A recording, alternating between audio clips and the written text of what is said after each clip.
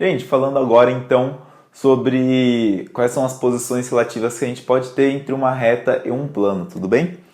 A gente tem que eles podem ser paralelos, paralelos não tem muito o que falar. Eu vou representando tudo usando a caneta e o quadro aqui, o quadro representando um plano e essa caneta, aliás, vou usar a régua, né? Mais fácil.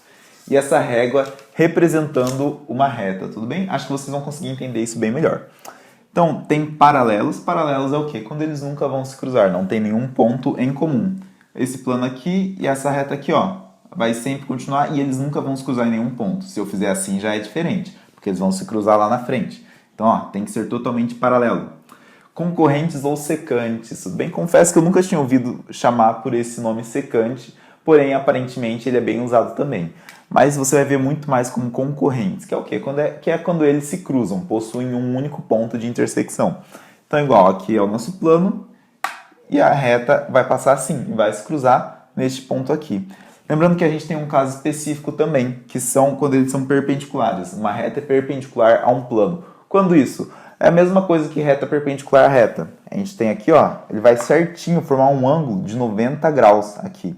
Tudo bem? Vocês acho que não conseguem enxergar, mas seria como se, ó, supondo que tem o plano do meu braço, e vem aqui, ó, forma certinho 90 graus esse ponto de intersecção. Esse é o caso perpendicular, não deixa de ser concorrente ou secante, mas ele é um caso particular deles, então ela se torna perpendicular.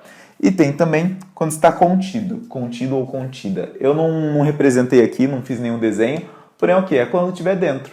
Então, por exemplo, esse quadro branco aqui grande é o nosso plano e essa aqui é a nossa reta. Vai ser quando isso aqui acontecer. A reta inteira estiver dentro do quadro.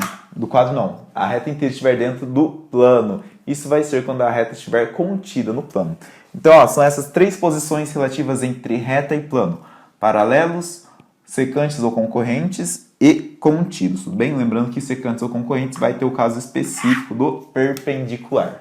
Por último, a gente tem a posição relativa entre dois planos. Tudo bem? É o mais tranquilo de todos. A gente só tem dois tipos e não tem nenhuma especificação. Então, ó, a gente tem primeiro os paralelos e depois os concorrentes ou secantes novamente, tudo bem? Paralelos vai ser o quê? Vai ser a gente ter dois planos paralelos. Então, ó, aqui eu tenho um plano nessa mão e aqui nessa outra mão eu tenho outro plano e eles nunca vão se cruzar, tudo bem? Mesmo sendo infinitamente, tendo as dimensões infinitas, eles nunca vão se cruzar esses dois.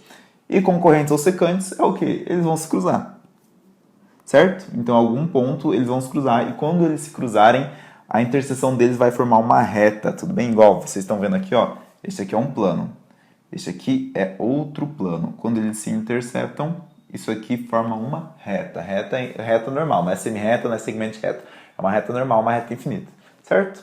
Então são esses dois tipos, paralelos, concorrentes, paralelos ou concorrentes secantes, que você chama como você preferir, tudo bem? Gente, então agora eu vou falar com vocês sobre a projeção ortogonal sobre um plano, tudo bem? Pode ser uma reta projetada sobre um plano ou um ponto projetado sobre um plano. O que vai ser essa projeção? Vai ser basicamente, falando a grosso modo, como se a gente fizesse uma sombra nesse plano. Então, por exemplo, aqui, ó, vocês percebem que tem um plano, a gente tem um ponto e a projeção ortogonal vai ser marcada em vermelho aqui, que vai ser este outro ponto, vai ser a sombra. Por exemplo, se daí onde vocês estão olhando fosse o lugar de onde vocês estão olhando fosse fazer a sombra. Então, por exemplo, aqui, ó, tem um ponto, na ponta desse dedo aqui tem um ponto. Qual que seria a projeção ortogonal? Seria a sombra que ele faria aqui, tudo bem? E daí aqui seria a projeção ortogonal do nosso plano. Por exemplo, tenho aqui uma reta passando bem aqui, ó, no nosso quadro. O nosso quadro é o plano, tá? Supondo. E aqui eu tenho uma reta passando. Qual que seria a projeção ortogonal? Seria a sombra que seria feita aqui, tudo bem? Ou se não, se eu tenho uma reta que passa assim, ó, em relação ao plano, passa bem inclinada, qual que vai ser a projeção ortogonal dela? Vai ser basicamente a mesma da outra. O que vai importar é a sombra feita, falando assim a grosso modo. Percebam uma coisa, se eu tiver uma reta que é paralela ao nosso plano, né, que aqui é representado com o quadro, qual que vai ser a projeção ortogonal? Vai ser um ponto só, tudo bem? Porque ele não vai ter nenhuma inclinação, ele vai ser um ângulo de 90 graus em relação a esse plano. Então, ó, vai ser só um pontinho aqui, ó, a sombra, falando a bem grosso modo, certo? Isso que vai se caracterizar como uma projeção ortogonal.